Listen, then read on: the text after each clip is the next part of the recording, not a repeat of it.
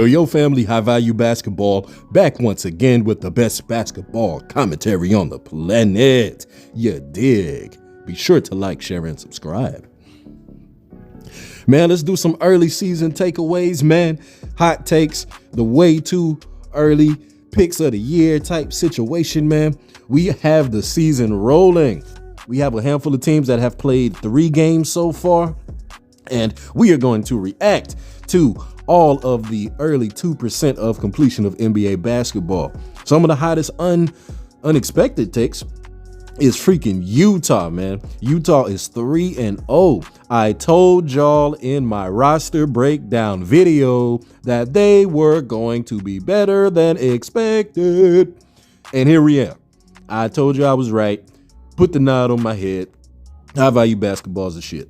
Now, Utah's 3-0, man. They are scrappy, man. They are scrappy. And I said this was coming, man. Laurie Markkinen is out there doing his thing. Colin Sexton out there doing his thing. They are out there attacking defenses with no remorse.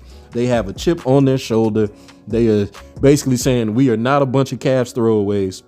And as far as the rest of the team is concerned, they're like, we are not a bunch of throwaways from other teams, and we are not here just to get Victor Wembanyama. God dog it, we going to win. And that's what they're doing, man. Early overachievers. Shout out to Utah. Then we got Boston. Boston jumped to an early an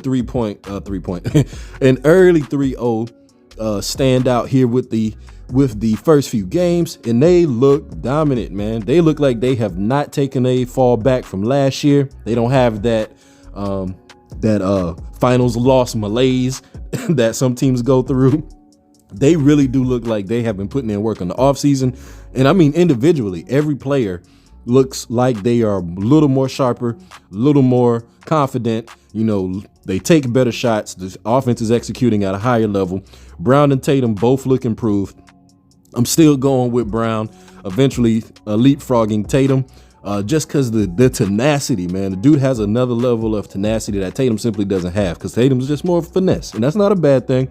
But because he's a finesse player at heart, I feel like Brown will eventually take over when the moments get real tight when it comes late playoff push, man. Watch and see. But Boston is looking like they are ready to go back to that finals. So Milwaukee, y'all got your hands full with this squad for sure. And then the other 3-0 team, the only other team that's 3-0 are the Portland Trailblazers. Now, my bad, y'all. I did say Dame was going to kind of fall back a little bit this year. He might be, we might see the last year of his prime, or he might be entering just a little bit out of it because we were worried about surgeries and, things of that nature. Nope. Dame is back. That boy is looking good, man. He is taking quality shots. He is leading the team. I'm pretty sure he put up a 40 burger one time. Bruh. This team as a whole looks better as well. They look just better as well. They are very well constructed for what it's worth. These young cats are out here doing the damn thing. They are not afraid of the moment, and they seem to be learning the offense pretty quickly. Oh yeah, and they can shoot. So that's always a good thing too, man. And you know what also is a good thing? You liking, sharing, and subscribing to High Value Basketball. Be sure to do that. Moving on though. The last undefeated team, they've only played 2 games, is the Milwaukee Bucks. And with that, man, Giannis put up 44 big ones. And heck, he did so it looked like 27 points, man. He didn't even look like he was out there doing too much. End of the game, the dude has a legendary stat line.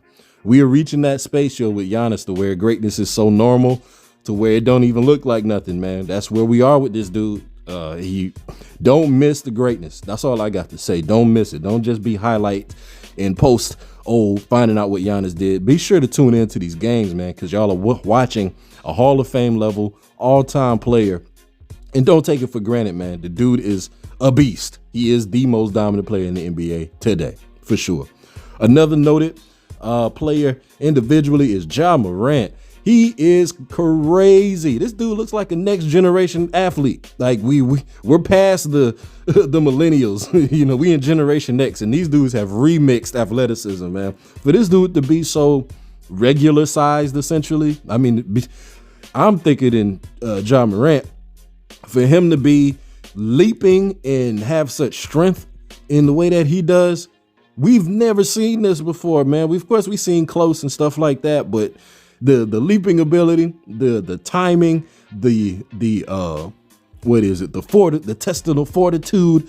The man is legit. Same thing like I say about Giannis. Be sure to tune into these games, man. Be sure to tune into Ja, because he's doing something that will be, highlight remembered or put into his daggone Rolodex of great moments almost every single night, man. It is crazy.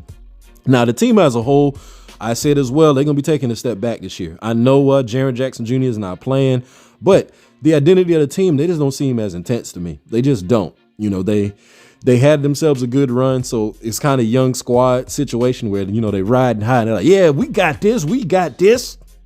And then they come out and then the veterans start showing them, yeah, y'all still ain't grown yet. There's some things about this game that you need to learn, little youngin'.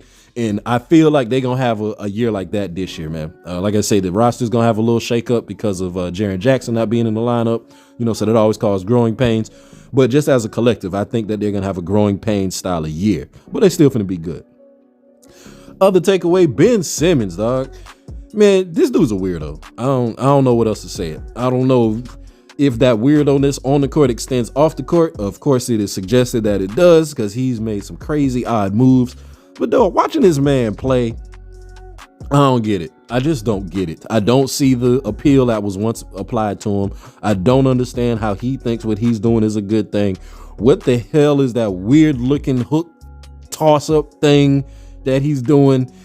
Man, he just looks odd out there. He really does. I've been saying it for years that this dude is not actually a basketball player. The dude, dude is a baseball player because he's got a huge baseball player style body, but he's just out there playing basketball because basketball was the easiest gateway for him to make a living and for him to be famous and for him to do all of that other crap. That's honestly how I feel about Ben Simmons, and he plays like it, in my opinion, and that's just where I'm at. And of course, KD and Kyrie, they look like peanut butter and jelly out there, man, but they're going to do a lot of heavy lifting this season because the team is not that great. They're not that deep. They do have some cool names, but they are very similar to the daggone Lakers, man. They blowing up rosters that are fairly good. So they're getting what they deserve over there, man. I ain't even got nothing else to say about that. And then in closing, man, oh man, the 76ers. What happened, y'all? What happened, James Harden? It is scary hours out here, man. At worst, it is not the scary hours that you wanted. It is the scary hours that's going to get your coach fired. It's already buzzing out in the streets about Doc. If you've watched the games, man, the 76ers should not look as stagnant as they look. They look like they're out there rolling in molasses. Now, James Harden as an individual on the team, he is leading them. He's looking like he's basically James Harden again. He's doing the daggone thing, but Embiid looks out of sorts. And honestly, because Embiid looks out of sorts, the rest of the offense looks out of sorts. They don't know what they're doing. There's a lot of standing around. There's a lot of my turn, your turn. There's a lot of ISO. There's a lot of other secondary, tertiary players like bailing out the superstars. It's just not looking good, man. So keep an eye out for this squad. They are literally 0-3. Say Doc Rivers is gonna have his head, put into question. And man, this is actually a little bit of a disappointment. I was thinking that they were gonna do some things, at least be fun to watch. They're not even fun to watch. It looks like it's a struggle out there, man. So they got some things to do. So those are the early NBA season hot takes, the early NBA season surprises. Be sure to like, share, and subscribe. High Value Basketball, y'all. Peace.